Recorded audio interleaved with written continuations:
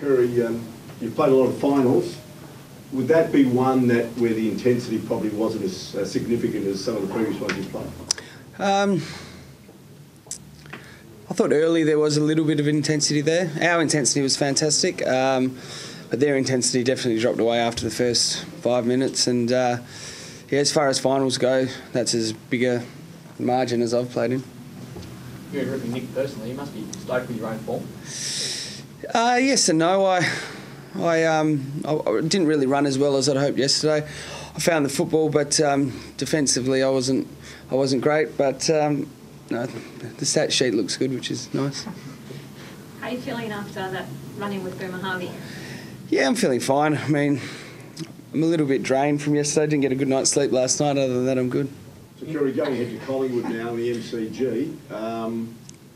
The game yesterday, how does that prepare you for the game this weekend, knowing that the intensity dropped off maybe after half-time? Yeah, I thought our intensity stayed for the whole 4 quarters, so we got to practice the way we want to play yesterday. We got another game under our belt. We played defensively the way we want to play, and if we play that type of style against Collingwood, I think we'll go really well. A lot of people are saying Collingwood are vulnerable at the moment. Do you agree? I wouldn't say vulnerable. I think they played what we believe is the best team in the comp at Hawthorn, and they got beat. So they've got a fantastic midfield. They've got some superstars that play in the back line. So I think they're a pretty good team, and they're playing on their home ground. So I don't think they're vulnerable. The peers watching them, they don't really lock down on anyone. They're happy to go head-to-head in the midfield. Is that what you feel when you're playing against them as well? Yeah, they do. They do go head-to-head in the midfield.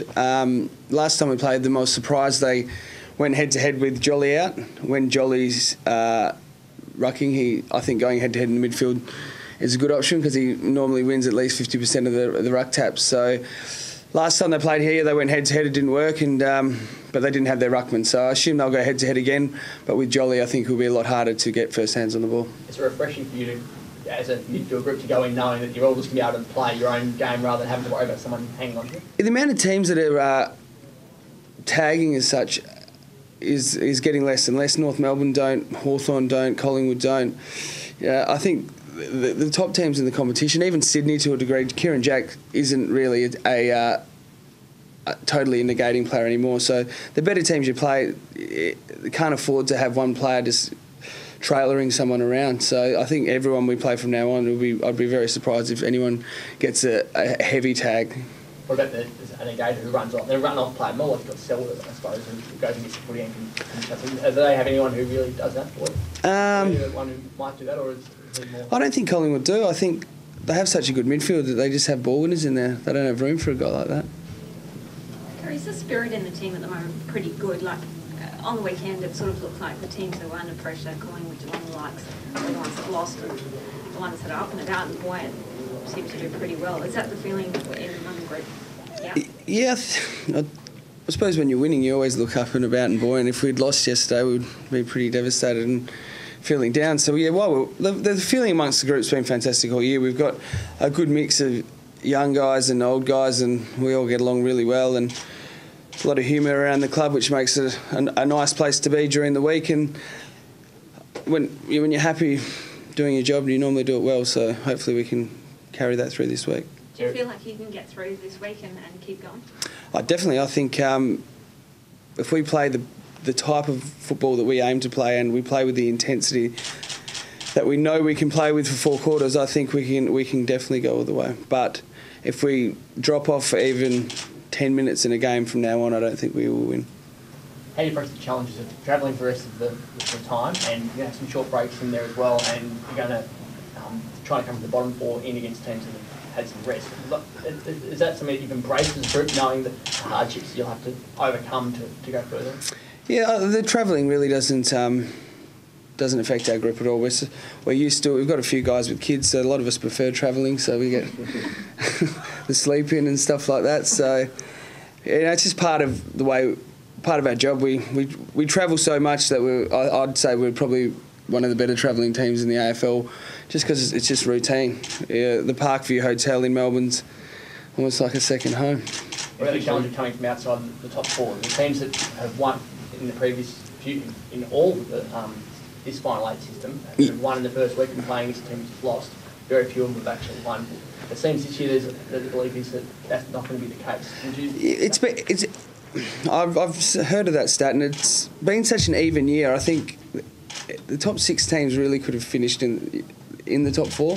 I think in previous years the top 4 teams have stood out a lot more than this year. It's been a really even year, and teams in the top 4 have been beaten by teams that are 5th and 6th, and I think the reason why we can go well is because it's just such an even competition this year, and I think even Fremantle, who finished out of the 4 as well, the way they played against Geelong, if they continue that type of football, they're a massive chance also.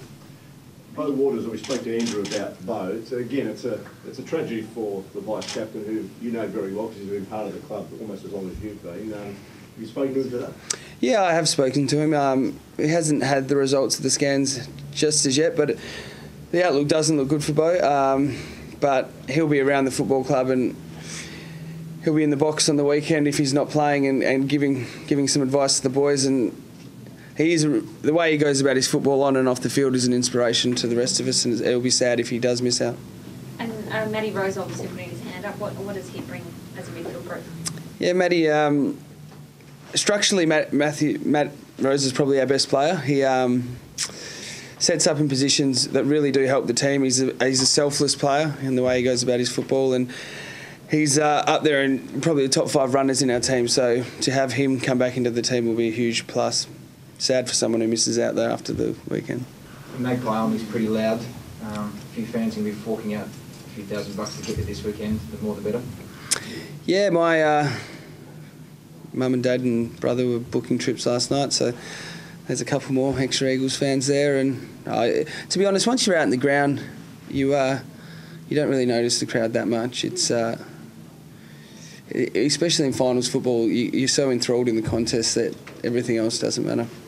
Jack Darling's last couple of weeks, big games. He seems to be a big game player. 20-year-old to be performing like he is on the big stage. How good is he? He's pretty good at the minute. It's hard to believe he's only in his 2nd year of football. The way he goes about it, and his mental attitude, and his physical characteristics as well. The way his body's shaped and how strong he is.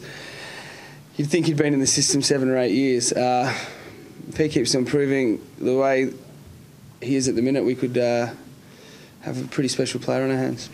You obviously need key forwards to stand up in finals to score goals. The structure you've got at the moment is so many down there. It seems to work really well with the experienced guys, and then the young bloke who's just run around doing really good things. Yeah, I think it definitely does help Jack with Joshy playing, Josh Kennedy, and having Lynchy down there, having 3 guys down there that can take big marks and split packs just because of their physical size is a fantastic asset to have.